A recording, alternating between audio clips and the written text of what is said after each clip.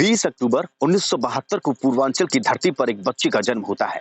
लेकिन उस वक्त किसी को इस बात का अंदाजा नहीं होता है कि ये बच्चा बड़ा होकर पूरे पूर्वांचल में अपने नाम का खौफ पैदा कर देगा। ये कहानी एक ऐसे माफिया की है जिसने पूर्वांचल को बदलने की कोशिश की। धीरे धीरे पूरे पूर्वांचल में उसके नाम की तूती बोलने लगी। देश में दो तरह की माफिया हुए हैं, एक जिन्होंने देश के खिलाफ गद्दारी कर माफिया बनने का रास्ता चुना, वहीं दूसरे वो जिन्होंने चाहे कितने ही कृत्य क्यों ना कर दिए हों, लेकिन उनके जानने वालों से मिलने के बाद आपको लगेगा जैसे ये शख्स रॉबिन हुड है।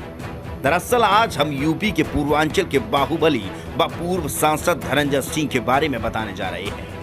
कहते हैं कि पूर्वांचल की मिट्टी और आबो हवा में बहुत आयरन है। इस कारण वहां के लोग बहादुर व गुस्सैल प्रवृत्ति के तथा किसी से न डरने वाले होते हैं। शायद यही कारण है कि पूर्वांचल की मिट्टी ने देश को एक तरफ जहां बड़े बड़े नेता, ज्ञानी, साहित्यकार व कलाकार दिए, वहीं दूसरी तरफ पूर्वांचल की माटी ने ही सबसे बड़े माफियाओं को भी जन्म दिया है। इन माफियाओं की लिस्ट में एक नाम और है, धनंजय सिंह। धनंजय सिंह का जन्म बांसपा गांव में 20 अक्टूबर 1972 को हुआ था। वे छात्र जीवन से ही राजनीति में एक्टिव रहे हैं। साल 2002 में वे पहली बार निर्दलीय प्रत्याशी के रूप में रारी विधानसभा से चुनाव जीतते हैं और साल 2007 में जनता दल यूनाइटेड से फिर से सपा के लाल बहादुर यादव को हराकर जीत दर्ज करते हैं। इसके बाद साल 2009 में बहुजन समाज पार्टी ने जौनपुर सदर से लोकसभा का उम्मीदवार बनाया। इस दौरान धनंजय सिंह ने भारी मतों से जीत हासिल की। साल 2009 में ही उन्होंने बसपा के बलबूते अपने पिता राजदेव सिंह को सदन पहुंचाया था, लेकिन सीट बंटवारे के कारण धनंजय सिंह का पार्टी से मनमुटाव शुरू हो गया। इसके बाद उन्हें पार्टी से बाहर कर दिया गया, साथ ही साथ उन्हें जेल भी भेज दिया गया। बता दें कि जब वे जेल में थे उस दौरान अपनी पत्नी जागृति सिंह को उन्होंने मल्हनी विधानसभा से निर्दलीय चुनाव लड़ाया, लेकिन किस्मत ने उनका साथ नहीं दिया और वो हार गए। साल 2017 में भाजपा लहर में निर्दलीय प्रत्याशी के रूप में खुद धनंजय सिंह चुनाव लड़ते हैं और हार जाते हैं। इसके बाद उपचुनाव में उनकी वापसी होती है और उनकी जीत दिखाई देने लगती है। साल था 1998 जब यूपी पुलिस ने धनंजय सिंह को एनकाउंटर में मार गिराने की घोषणा कर दी थी, लेकिन यूपी पुलिस भी अपने मकसद में सफल नहीं हो पाती है और तारीखें तस्वीरें बदल देती हैं। साल 1998 यह वो साल था जब यूपी पुलिस ने धनंजय सिंह को एनकाउंटर में मार गिराने की घोषणा की थी, लेकिन यूपी पुलिस इसमें सफल ना हो सकी। तस्वीरें इन तारीखों से बदल जाती हैं। दरअसल 17 अक्टूबर 1998 को पुलिस को उनके मुखबिरों द्वारा सूचना मिलती है कि धनंजय सिंह अपने 3 साथियों के साथ मिलकर भदोही मिर्जापुर रोड पर स्थित एक पेट्रोल पंप को लूटने वाला है। पुलिस ने इस दौरान वहां छापा मारा और उसे मार गिराया, लेकिन इस दौरान पुलिस ने एक अन्य मृतक को धनंजय सिंह बताकर पेश कर दिया। कुछ ही महीने बाद धनंजय सिंह 1999 में पुलिस के सामने आते हैं। तब पता चलता है कि पुलिस ने जिसे धनंजय बताया था वह धनंजय नहीं बल्कि कोई और था।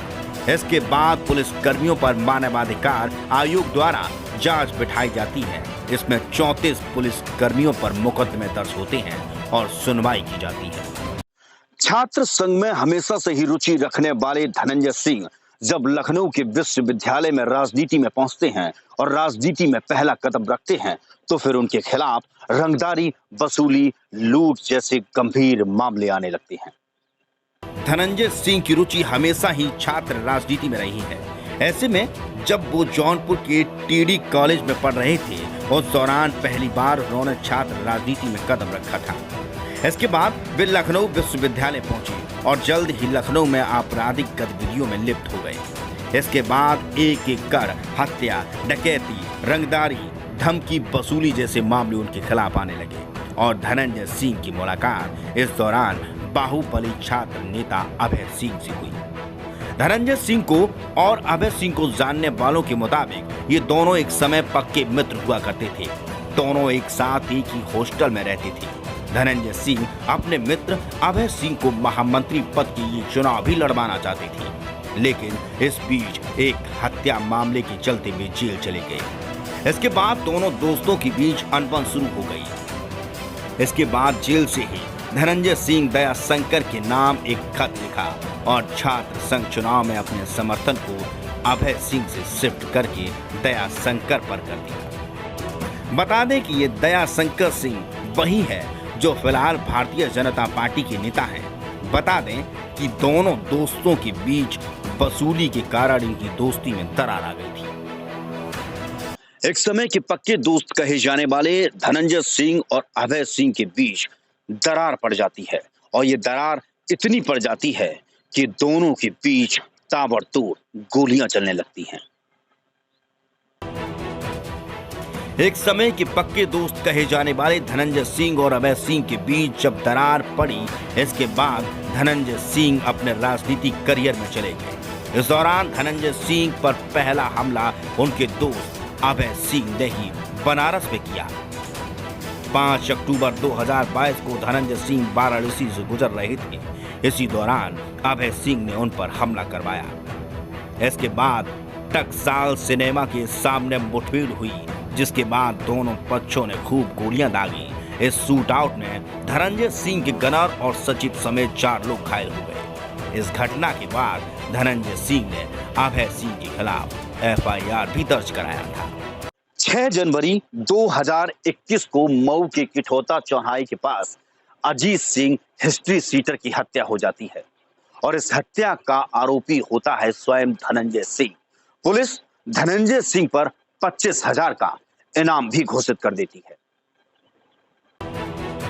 मऊ के हिस्ट्री सीटर अजीत सिंह की हत्या 6 जनवरी 2021 को कठौता चौहाई के पास उस समय कर दी गई थी जब वह अपने साथी मोहर सिंह के साथ जा रहे थे। उन पर कई राउंड फायरिंग की गई थी। इसमें मोहर बार राहगीर आकाश भी घायल हुए थे। मोहर ने FIR कराई थी कि यह हत्या जेल में बंद अखंड सिंह व कुंटू सिंह ने सुपारी देकर कराई है। सूत्रों में गिरधारी विश्वकर्मा और डॉक्टर भी था।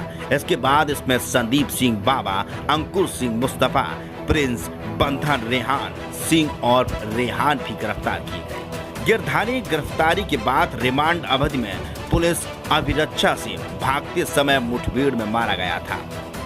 पुलिस ने जेल में बंद सभी आरोपियों के खिलाफ चार्जशीट दाखिल कर दी थी। पुलिस ने विवेचना में धनंजय सिंह को भी साजिश रचने का आरोपी बनाया था। इसके बाद ही धनंजय सिंह पर 25,000 रुपए का इनाम भी घोषित हुआ था। पिछले साल अगस्त में इस हत्याकांड की विवेचना गाजीपुर थाने में स्थानांतरित कर दी गई। तब से गाजीपुर थाने में 3 विवेचक बदल चुके हैं। इस मामले में धनंजय सिंह की गिरफ्तारी न होने और उनके खुलेआम घूमने को लेकर सोशल मीडिया पर कई तरह की चर्चाएं हो रही हैं। इसी बीच शुक्रवार को इस हत्याकांड की जांच STF को दे दी गई। शुक्रवार को शाम STF को यह आदेश भी पहुंच गया है।